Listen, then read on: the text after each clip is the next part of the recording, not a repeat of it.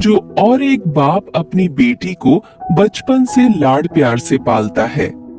पर उसका जीवन सुखी संपन्न के लिए, दाम्पत्य जीवन में बांधने के लिए सब कुछ दांव पर लगा चुका होता है और विदाई का समय हृदय विदारक होता है। कर्ज वाली शादी नहीं, सादा सरल और सादगी से बहन बेटियों का वैवाहिक आयोजन हो, जिससे दिखावा और कर्जदार होने से बचा जा सके। बेटी की जब शादी में विदाई होती है तब वो सबसे मिलकर रोती तो है, पर जैसे ही विदाई के वक्त कुर्सी समेटते बाप को देखती है, जाकर झूम जाती है और लिपट जाती है और ऐसे कस के पकड़ती है अपने बाप को जैसे माँ अपने बेटे को, क्योंकि उस बच्ची को पता है ये बाप ही है जिसके दम पर मैंने अपनी हर जिद पूरी की थी। खैर, बाप खुद रोता भी है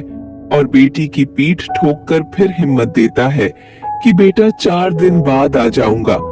तुझको लेने, और खुद जानबूझकर निकल जाता है किसी कोने में, और उस कोने में जाकर वो बाप कितना फूट फूट कर रोता है, ये बात सिर्फ एक बेटी का बाप ही समझ सकता है। जब तक बाप जिंदा रहता है, बेटी मायके में हक से आती है और घर में भी जिद कर लेती है, और कोई कुछ कहे तो डट के बोल देती है कि मेरे बाप का घर है। पर जैसे ही बाप मरता है और बेटी आती है, तो वो इतनी चीत कर करके रोती है कि सारे रिश्तेदार समझ जाते हैं कि बेटी आ गई है, और वो बेटी उस दिन अपनी हिम्मत हार जाती है, क्योंकि उस दिन उसका बाप ही नहीं, उसकी वो हिम्मत भी मर जाती है।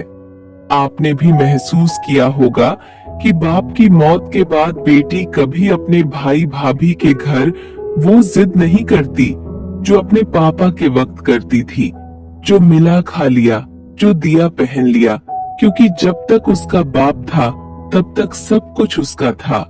यह बात वो अच्छी तरह से जानती है। आगे लिखने की हिम्मत नहीं है, बस इतना ही कहना चाहती हूँ कि बाप के लिए बेटी उसकी जिंदगी होती है, पर वो कभी बोलता नहीं, और बेटी के लिए बाप दुनिया की सबसे बड़ी हिम्मत और घमंड होता है, पर बेटी भी यह बात कभी किसी को बोलती नहीं है।